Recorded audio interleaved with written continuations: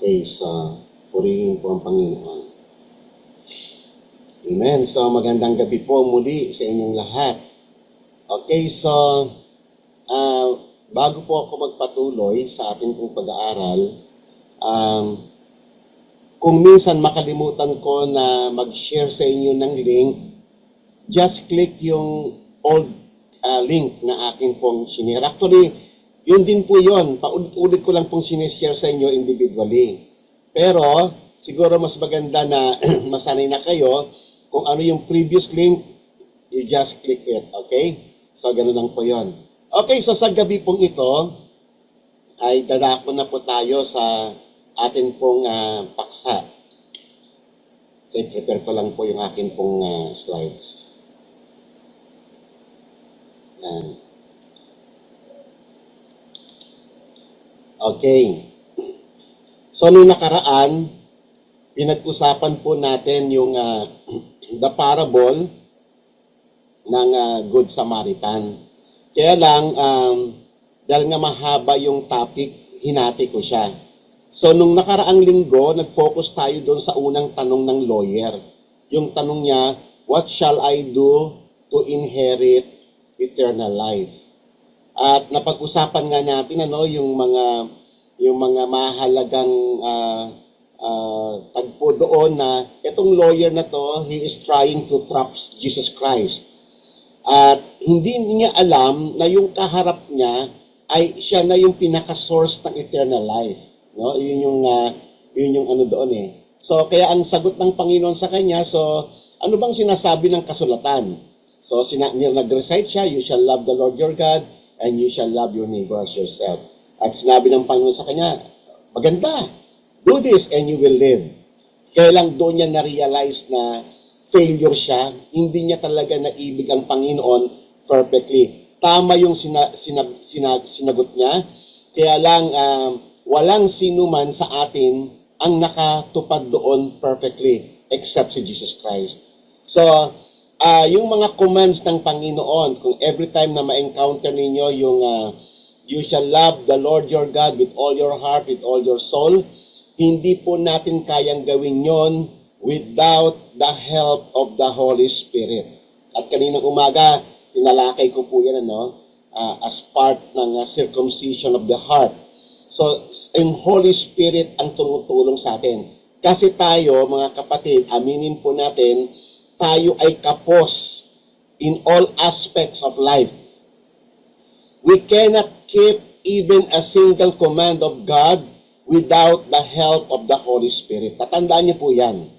Nang sa ganon, ay mawala yung mga pagmamalaki natin kasi ganyan-ganyan yung espiritu ng mga Pariseyo.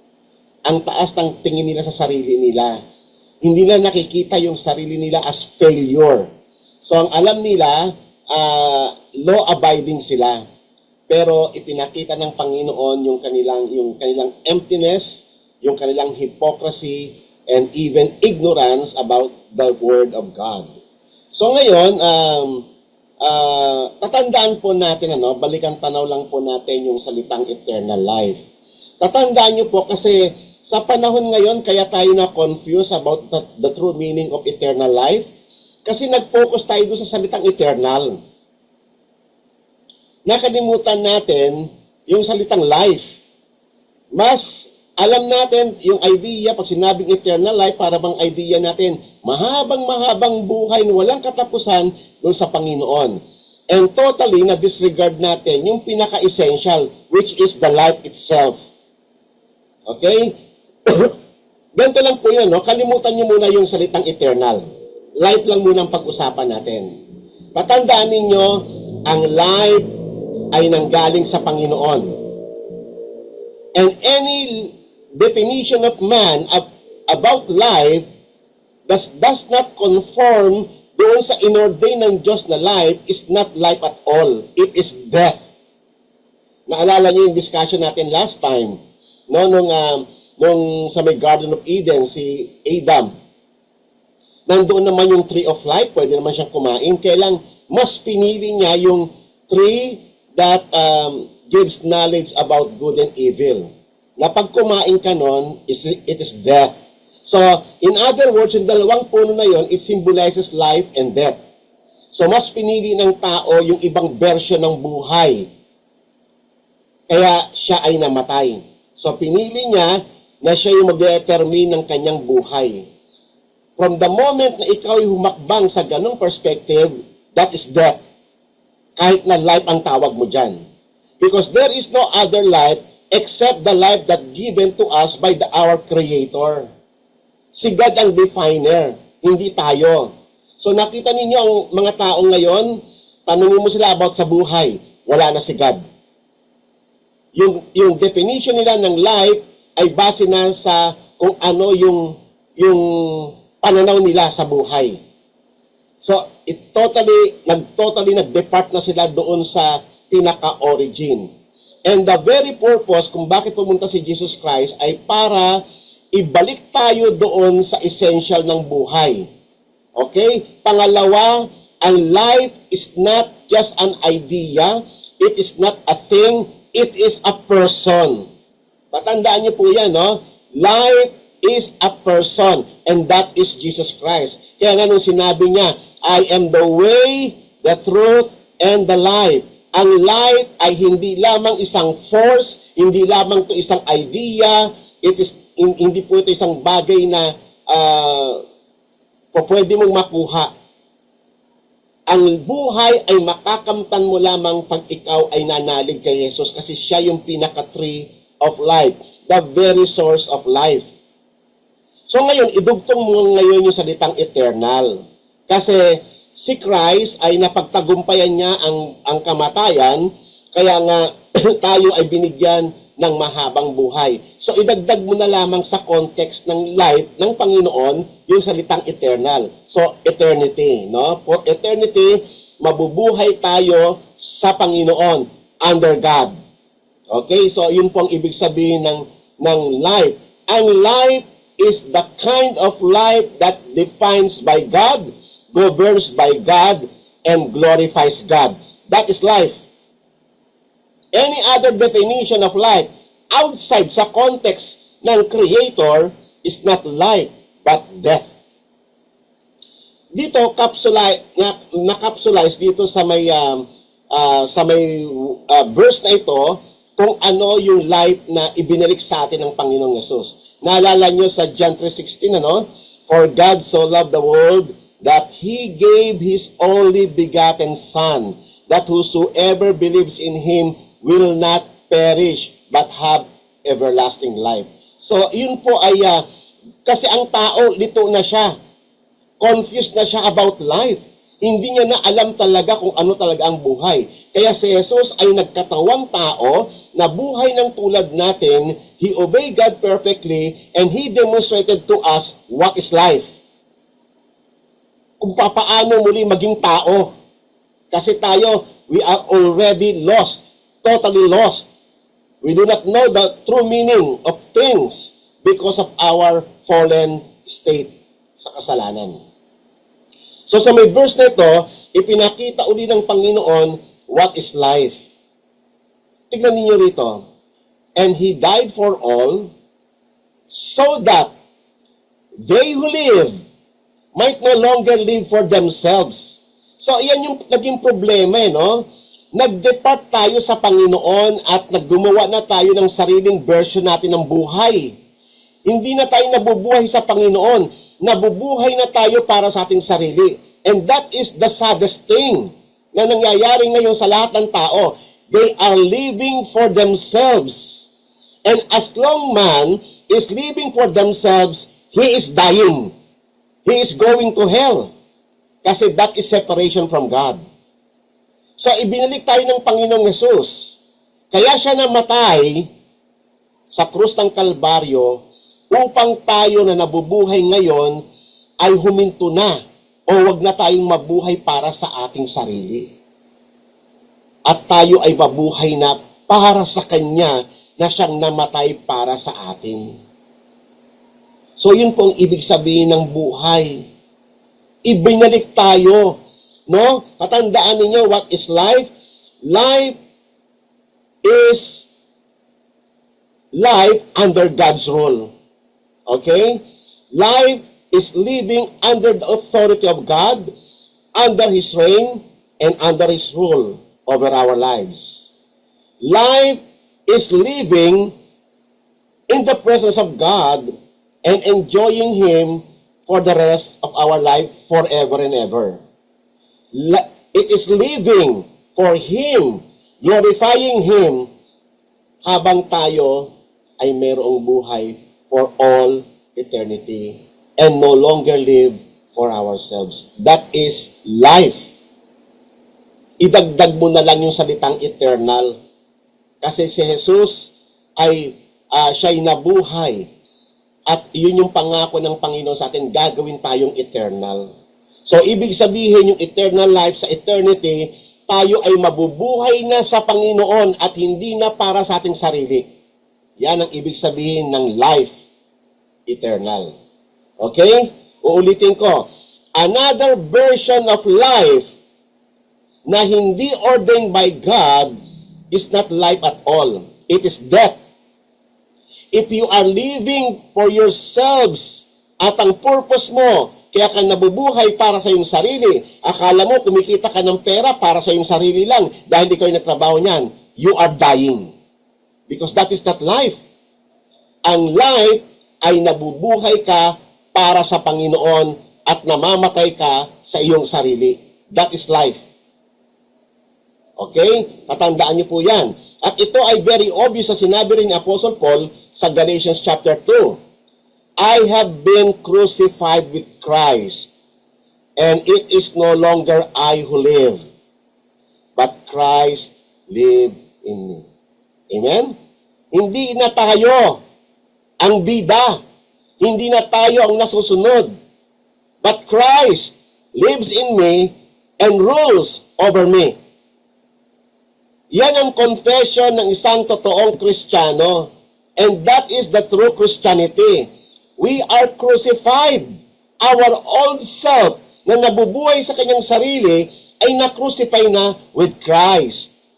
At kung tayo man ay nabubuhay ngayon, we are living for Christ. Amen po ba? That is eternal life. And the life which I now live in the flesh, kung meron pa man tayong buhay sa ngayon, what?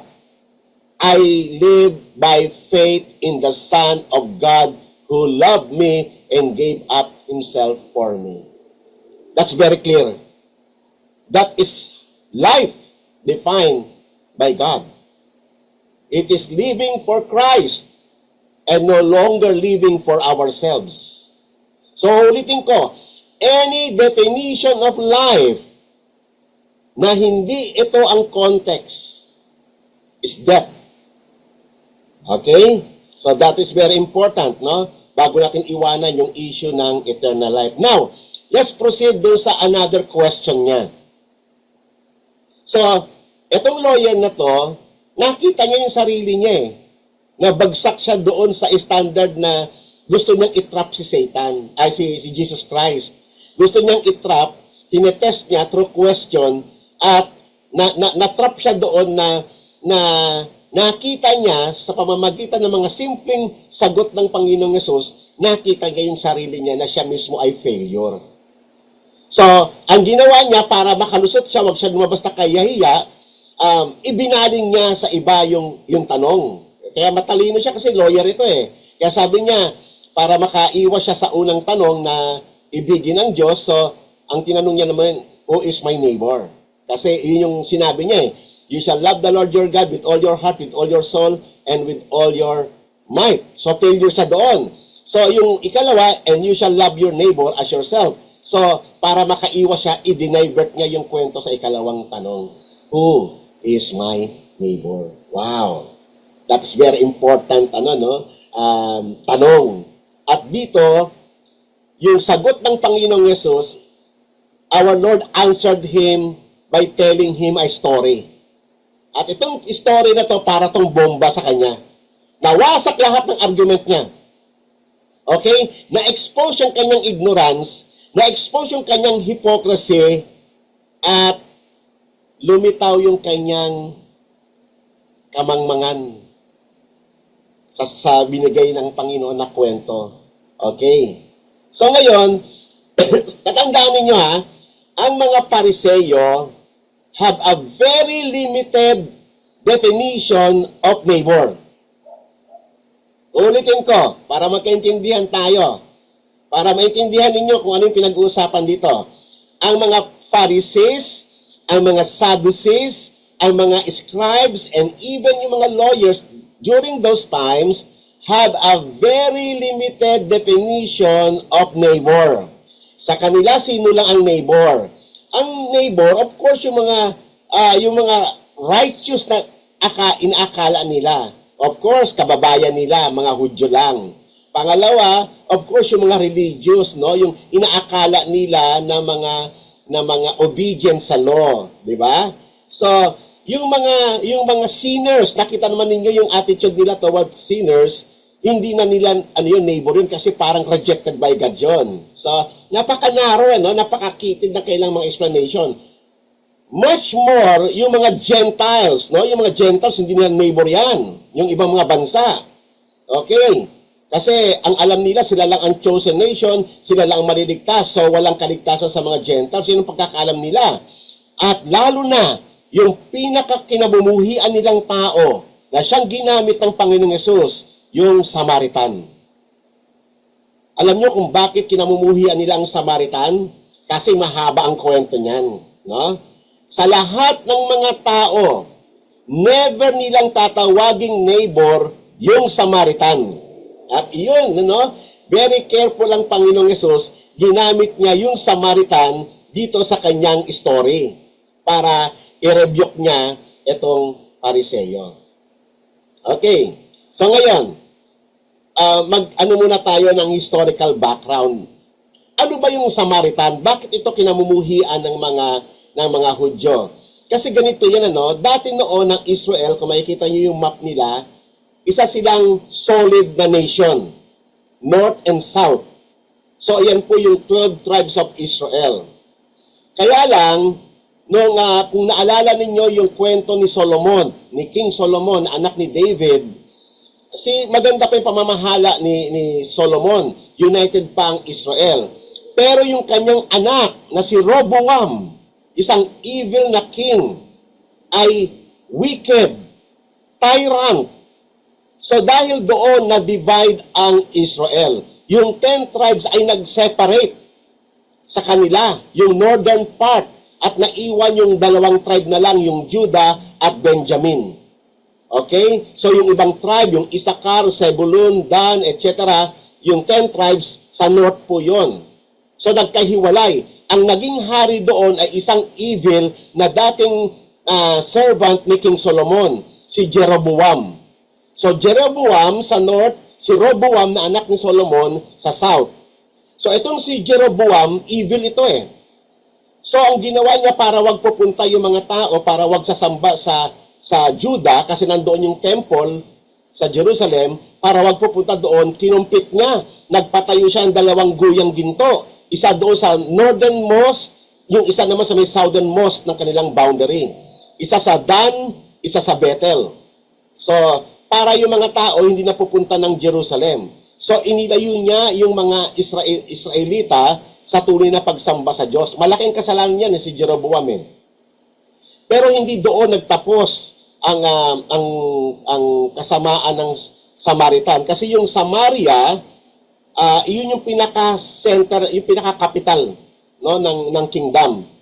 3 yan yung naging capital. Yung pinakahuli nilang naging capital yung Samaria. So ngayon, siyempre, pag capital, parang Manila, no? Nandyan yung lahat ng evil. Okay. So evil itong si Jeroboam. Lahat ng mga succeeding na kings ng northern Israel, karamihan evil. Kakaunti lang ang naging righteous. Kaya dahil nga sa sunod-sunod na evil king na lumitaw doon po sa sa northern kingdom, ay mas nauna silang pinarusahan ng Panginoon. Ibinigay ng Diyos yung northern kingdom, yung 10 tribes, sa Assyrian. So, yung maraming pinatay sa kanila, yung iba ginawang bihag, dinala sa iba't ibang bansa, kung saan yung paghahari ng emperor.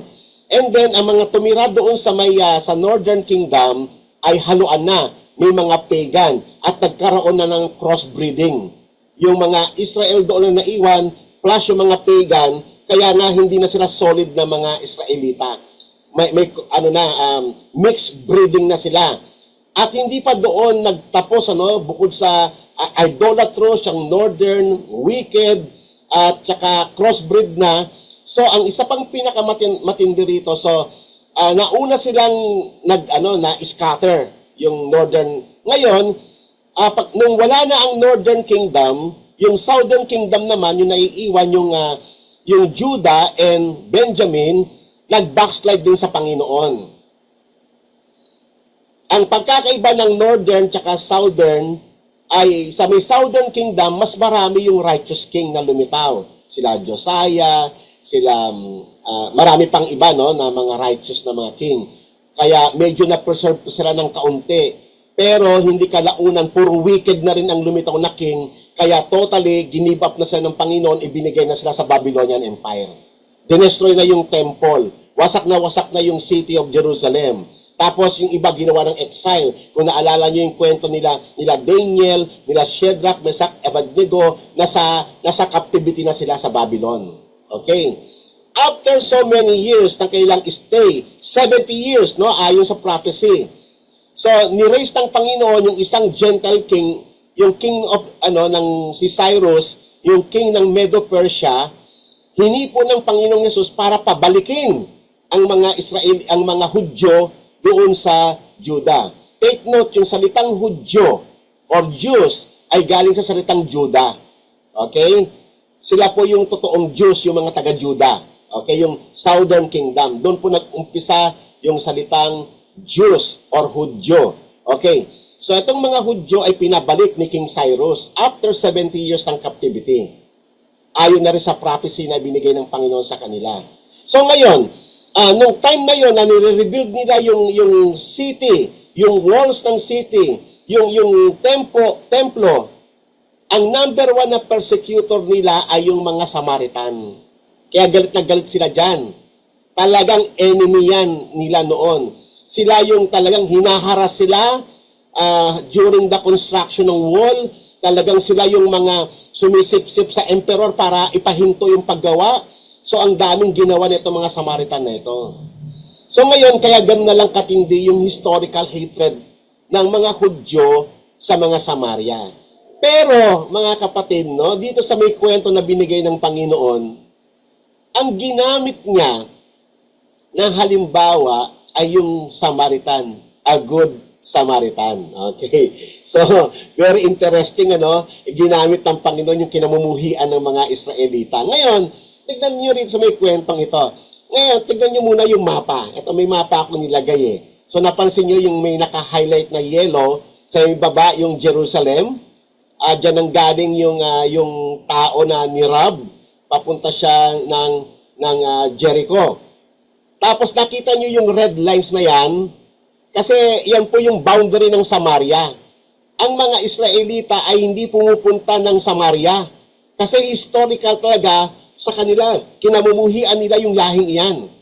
So kung sila ay magta-travel north, kunyari pupunta sila ng Tiberias, pupunta sila ng Nazareth, Capernaum, iikot pa sila. So nakita nyo, tatawid pa sila pagdating sa Jericho, tatawid sila ng Jordan River, doon sa may Sukot, babaybayan nila yan.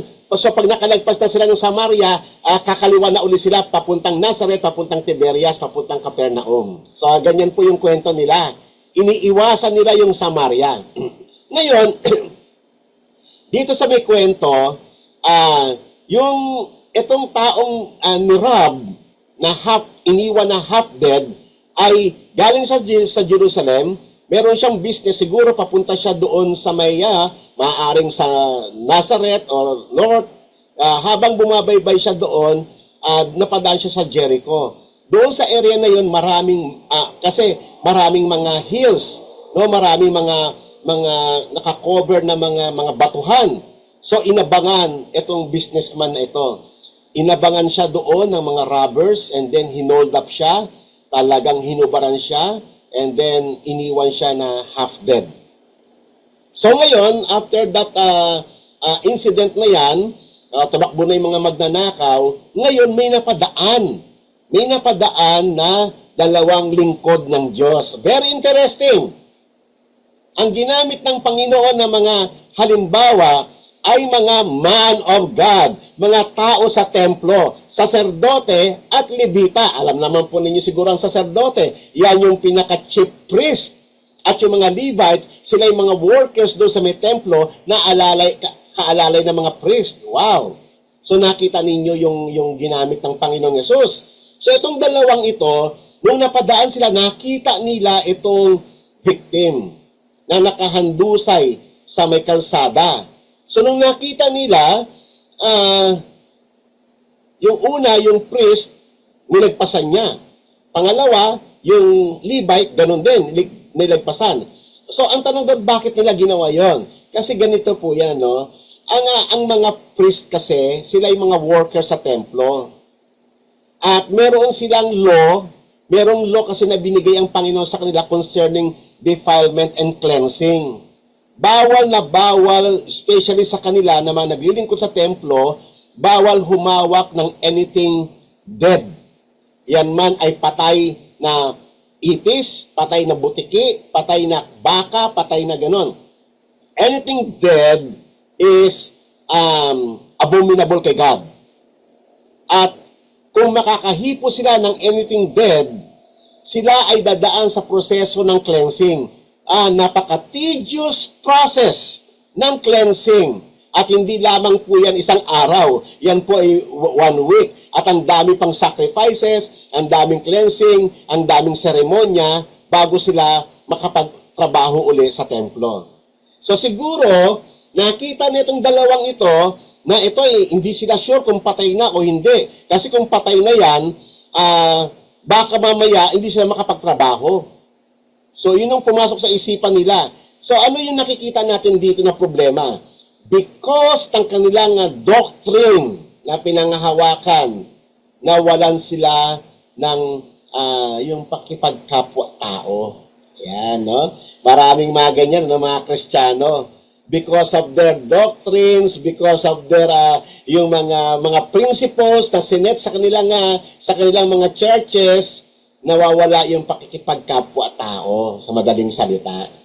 So ngayon, nilagpasan nila at hindi man lang sila nagbigay ng kahit anong aid, basta totally nilagpasan lang nila para makaiwas lang sila na huwag silang madedefile. O, yan po yung kwento niyan. So ngayon, pero on the other hand, may dumaan na isang Samaritan. Yung kinamumuhian nila, the most despised ng mga Hudyo.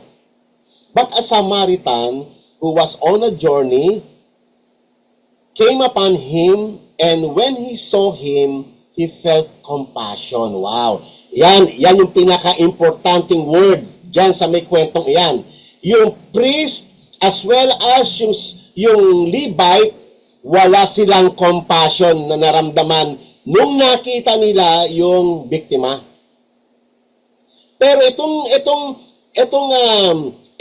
Samaritan na ito, na itinuturing nilang kasuklam-suklam na lahi, ay huminto sa kanyang journey. Agad-agad na chinek niya kung buhay pa o humihinga pa yung tao. Walang ano sa kanya, nahipuin niya, siyasatin niya, i-check niya. Dahil sa kanyang compassion, no?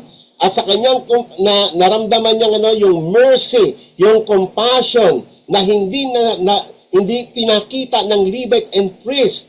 Tatandaan ninyo mga kapatid, nung balikan natin yung parable of the prodigal son.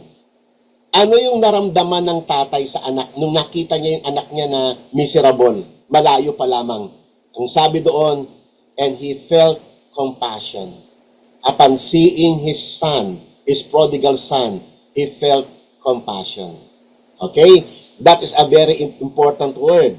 Ganun din doon sa may, alam nyo, yung nagkautang, yung servant na may utang na malaki sa king. Naalala nyo? Ganun din yung naramdaman ng king. He felt compassion doon sa may servant na humihingi ng palugit. Kasi alam niya na hindi na ito makakabayad, kaya inabswelto niya sa kanyang mga utang. Compassion. Ibig sabihin yung compassion, iyan yung heart ni God na kinocommand niya sa atin na i-express natin, i-manifest natin yung compassion ng Diyos sa mga tao. He commanded us, be merciful, for your heavenly Father is merciful. At itong bagay na to, nag-fail yung Levite as well as yung priest na i-manifest yung compassion. Pero itong itinuturing nilang kasuklam-suklam ng mga tao na Samaritan, siya ay nagpakita ng compassion. In other words, na ipinamalas niya yung compassion ng Diyos sa taong ito na nakita niya, na hindi niya kakilala. Itong Samaritan na to, malamang may business siya eh. Inabandon niya yung kanyang business. Ano man yung pakay niya, bakit siya nagtatravel doon? Huminto siya, binigyan na niya ng attention yung tao. Kinalimutan niya na kung ano niya, may naghihintay ba sa kanya, may pamilya ba siya naghihintay doon. Lahat ng iyon, kinalimutan niya na because of that compassion, no? Because of that compassion, led him to action. Hindi lamang na sinabi niya, I feel your pain. Sabi ko na, iintindihan kita, kaawa-awa ka naman. Hindi po ganun yun. Nag-act siya. He demonstrated, hindi lamang yung nahabag siya, hindi lamang yung nahabag siya, ipinamalas niya, dinemonstrate niya, nag-act siya doon sa kanyang compassion. So, anong ginawa niya? Nilapatan niya ng first aid, kumuha siya ng kung ano man yung mga bagay na kakailanganan, na naglagay siya ng bandage sa wound, naglagay siya ng oil, ng wine, para maampat ano man yung mga, ma-prevent yung bleeding, o anumang fracture na created, no? Tapos nun, syempre, nilagay niya sa donkey niya. Yung donkey niya ang sasakyan niya. So, naglakad siya, sacrifice, at naghanap siya ng nearest inn na kung saan, of course, wala pang hospital that time, yung nearest inn para maihiga niya siya ng maayos. At alam nyo, magdamag niyang binantayan personally. Magdamag siyang nag-attend doon sa pangangailangan nung taong nakita niya na galing sa Jerusalem na pinagnakawan. Magdamag.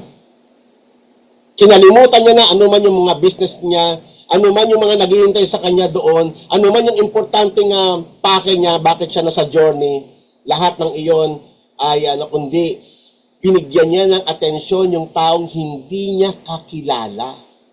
Or sabihin natin, binigyan niya ng pansin kung Hudyo man itong taong ito galing sa Jerusalem eh.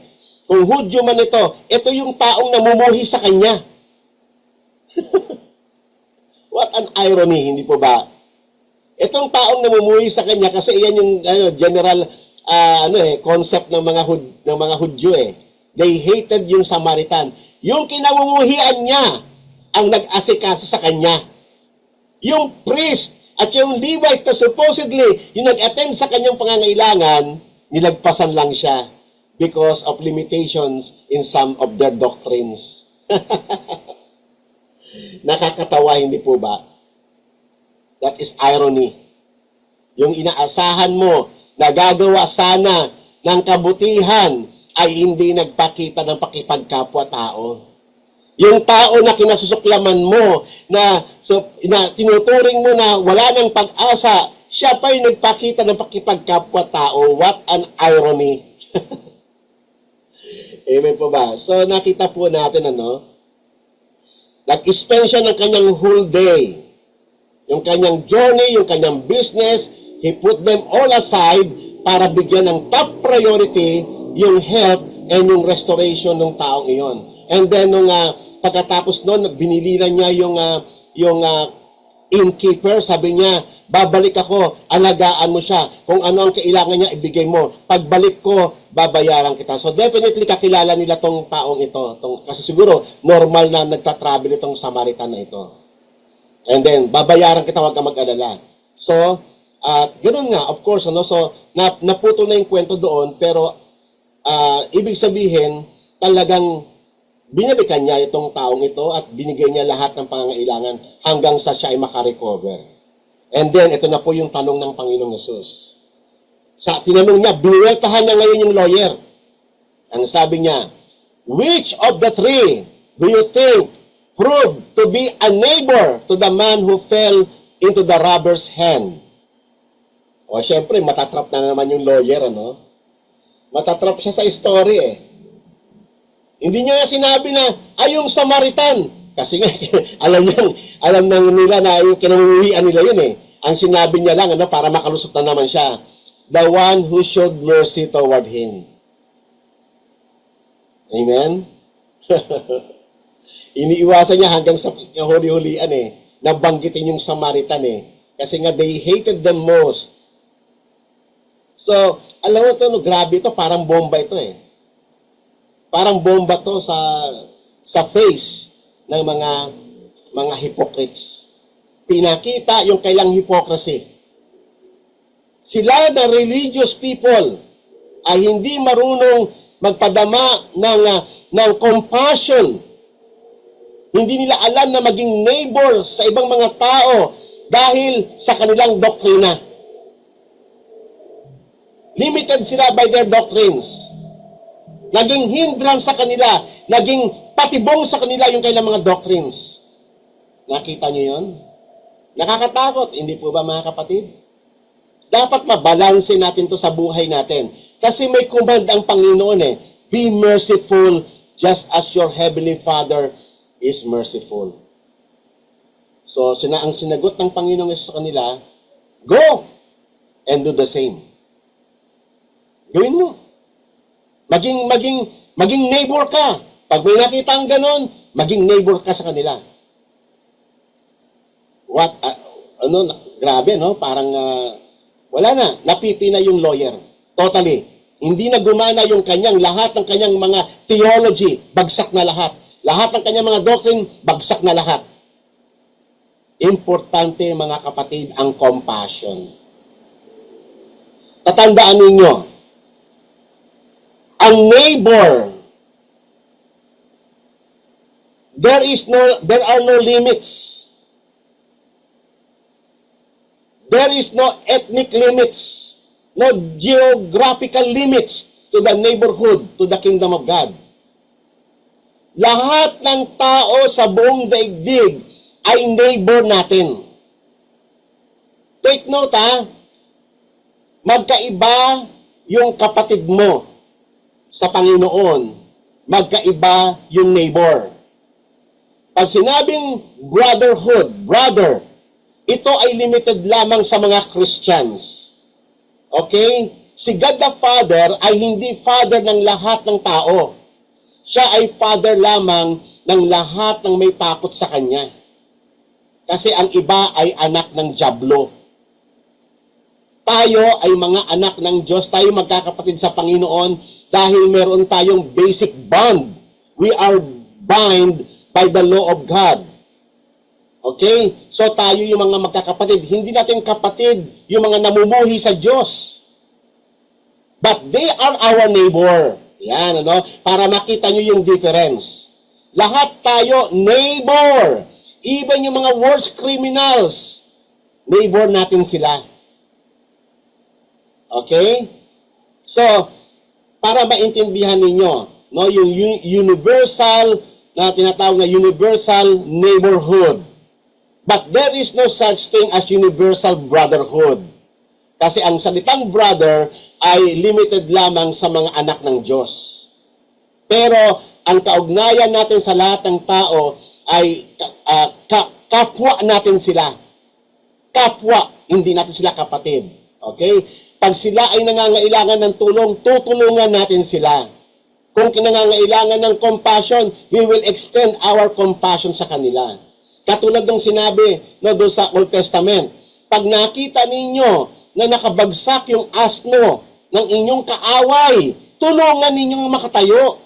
Kung sobra yung bigat na load ng asno at nakita nyo sa ka-enemy nyo yun, tulungan ninyo na makabangon. So kung nahulog sa hukay, yung kailang kamelyo, yung kamelyo ng kaaway mo, tulungan mo. So nakita nyo, no? In the Old Testament, pinakita na yon yung compassion even sa animals.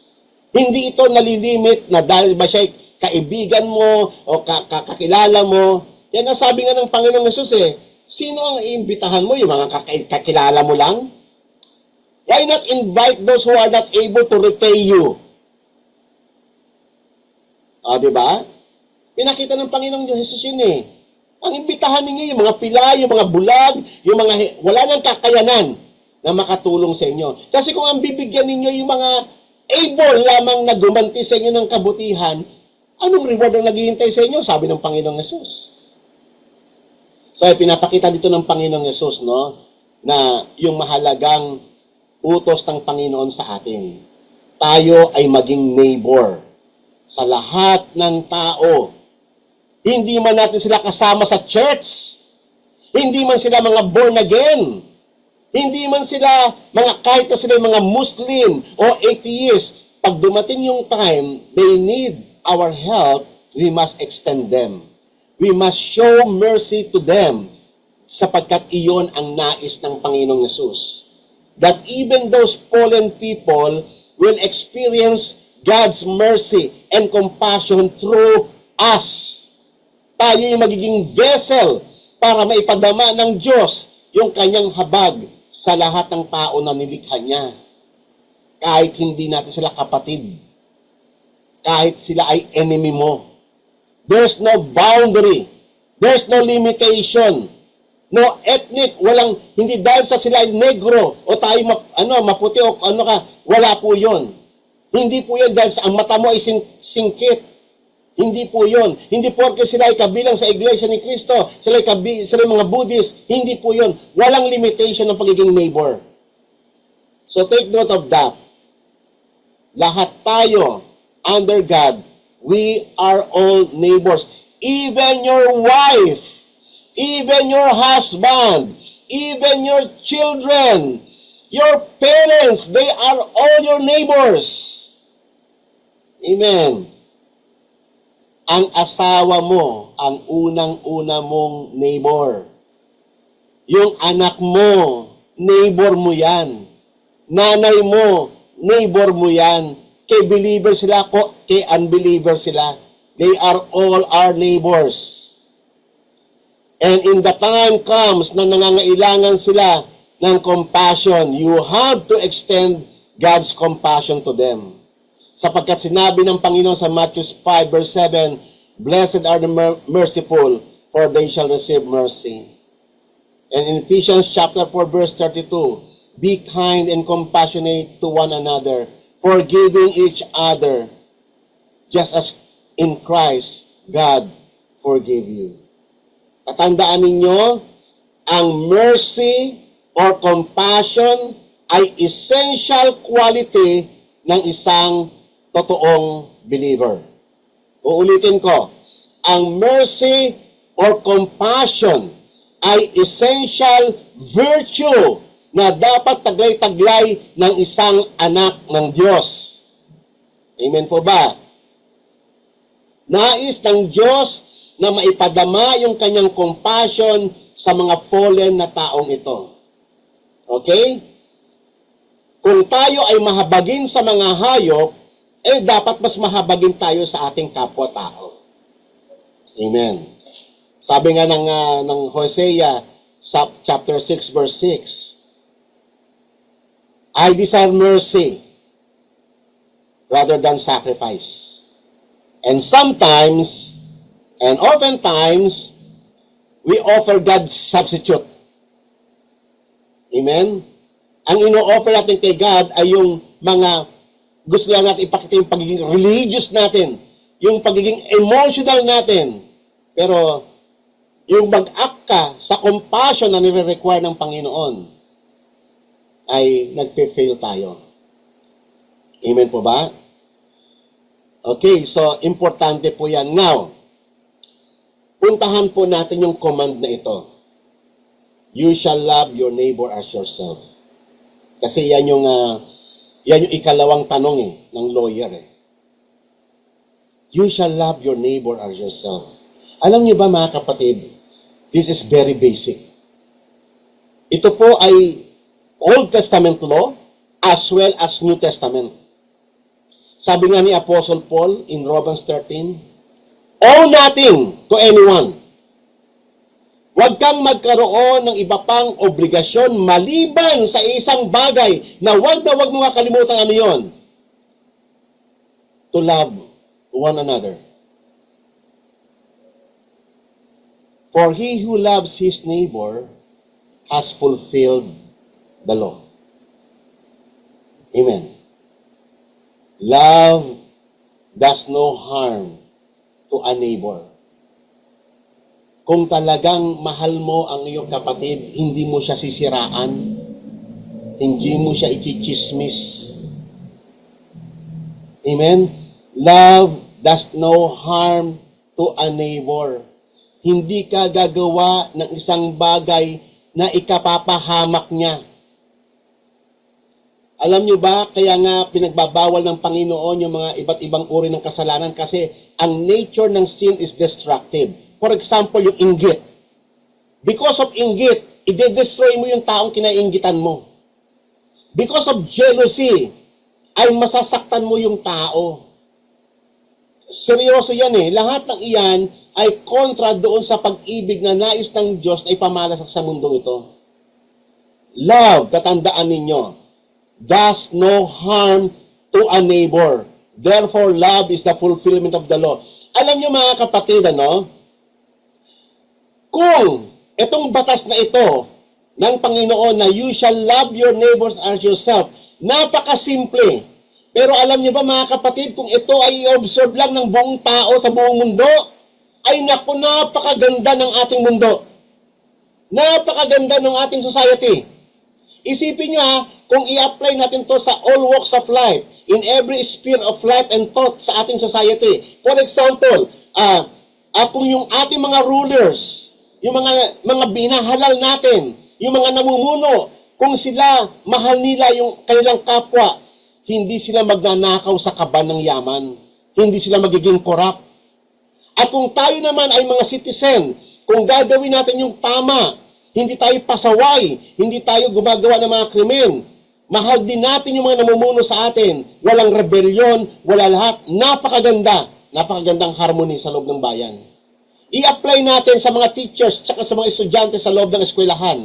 Kung yung mga teachers, alam nila yung batas na ito, mamahalin nila yung kailang mga kapwa guro o yung kanilang principal o yung kailang mga estudyante, ay naku, napakaganda siguro ng eskwelahan.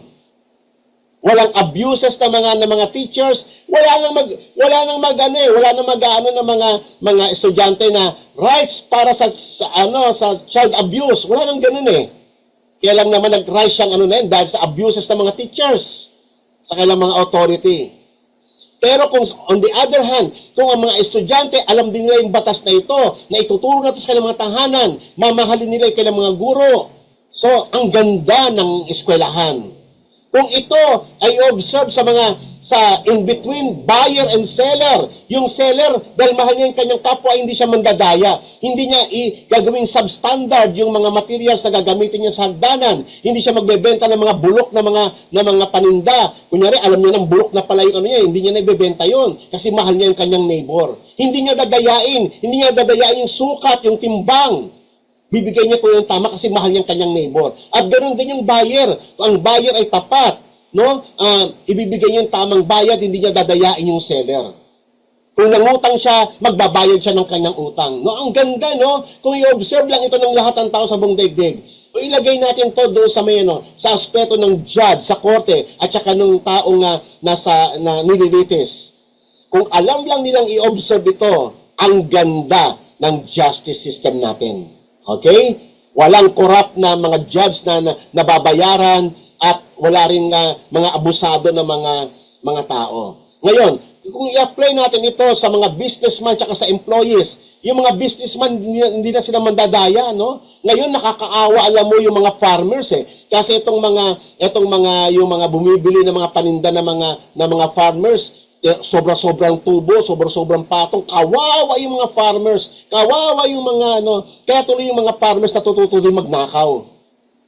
Kung i-observe lang sanang ito, you shall love your neighbor as yourself, ang ganda sana. Pati sa loob ng company, yung mga employees, mamahalin din nila yung kailang mga boss. At At yung mga boss, mamahalin niya rin yung kanyang mga employees. Ang ganda. Kung i-apply mo to sa larangan ng mga drivers at passengers, yung mga driver ay magmamaneho sila ng tama, hindi sila pasaway. Ako, nagmamaneho ako ng sasakyan eh. Ang daming pasaway sa kalsada, mga drivers.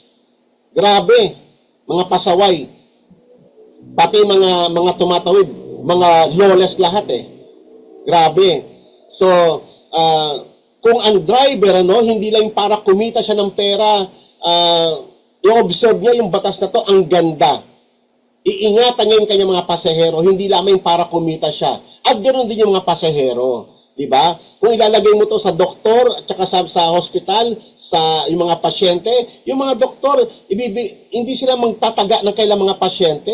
Hindi sila magbibigay ng kung ano mga gamot para mabigatan yung buhay ng mga pasyente. Yung mga pasyente rin naman, na talagang mamahalin din nila yung mga ginagamit ng Diyos sa kanila. Ilagay natin to sa aspeto ng borrower and lenders. Ang ganda sana na walang pangdalaya. Kung ilalagay natin to, yung you shall love your neighbor yourself sa in between husband and wife and children, ang ganda ng isang tahanan. Mamahalin mo yung kapwa mo, hindi kasi tinuturing mo kapwa ang iyong asawa, hindi mo siya dadayain, hindi ka mag-cheat sa kanya, magiging patas ka sa kanya, even wala kang itatago sa kanya kasi you love her. Diba? Ganon din yung anak mo, hindi mo i-abuse ang iyong authority sa iyong mga anak. At yung mga anak naman, igagalang niya kay mga magulang kasi alam niya yung batas na ito ng Panginoon. At ganon din sa loob ng church, sa pastor and congregation. At sa lahat ng aspeto ng buhay, in every walks of life, in every sphere of life, kung i-apply lang ito, lahat tayo observe natin ito, you shall love your neighbor as yourself. Ang gandang mabuhay sa isang society. Ang ganda. Perfect ang law na ito. Kung hindi nyo pa na-realize mga kapatid, ito yung kailangan ng buong mundo.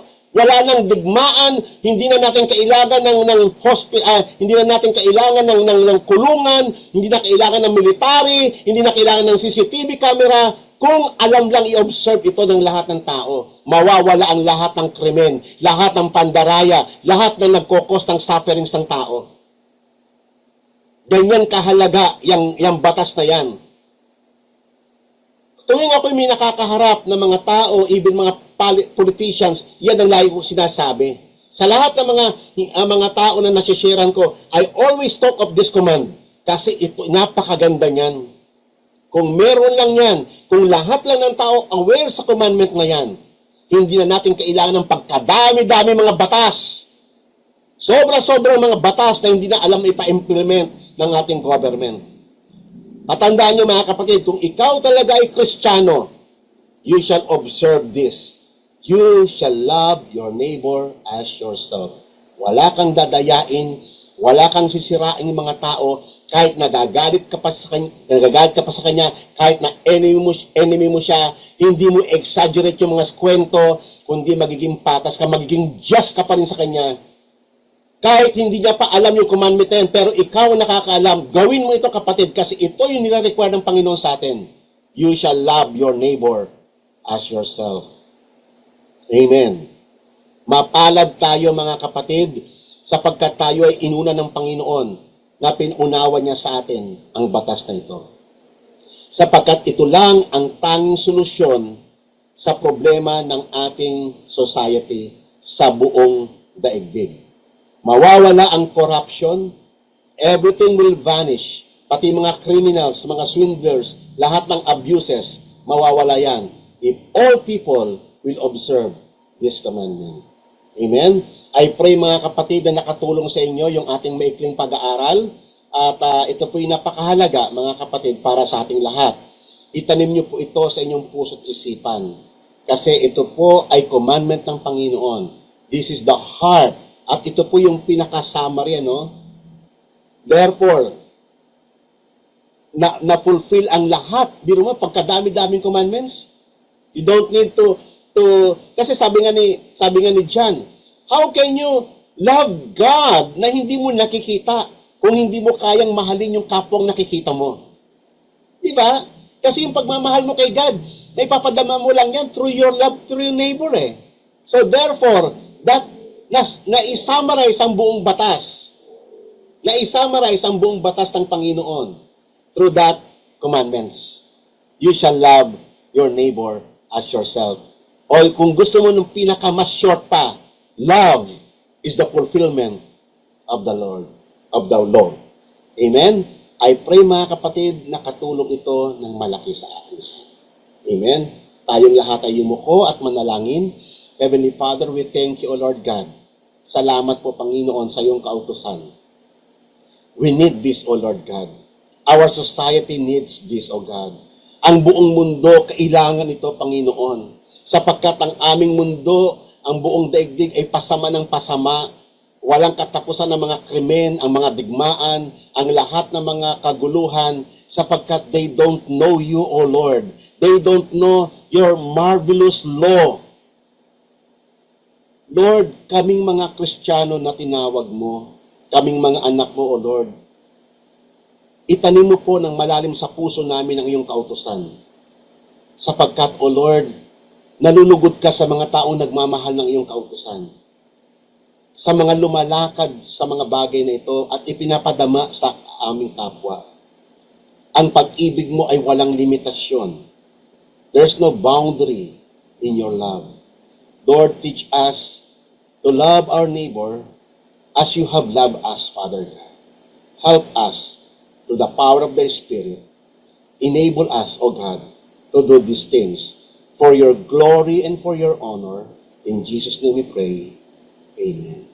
Mga kapatid, pwede po bang paki-open po ang inyong mga camera? Yan.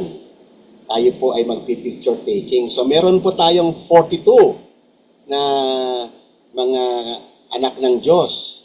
42 sa gabing ito, tayo po ay magpi-picture taking. Paki-open po lahat, please. Yan. Sige po. Okay, so meron po tayong dalawang slides. Smile po. Smile. Okay. Saglit lang po ha. Ipopost ko lang po rito sa aking... Okay. Saglit lang po. Okay. Isa pa po. Okay. So, yung iba naman po, paki-smile po. Paki-open po ang inyong mga camera. Yan. Yan. Purihin ang Panginoon. Thank you po. At maaari nyo na pong i-close. Yan. At binibigay ko na po kay Sister Joy ang mikropono.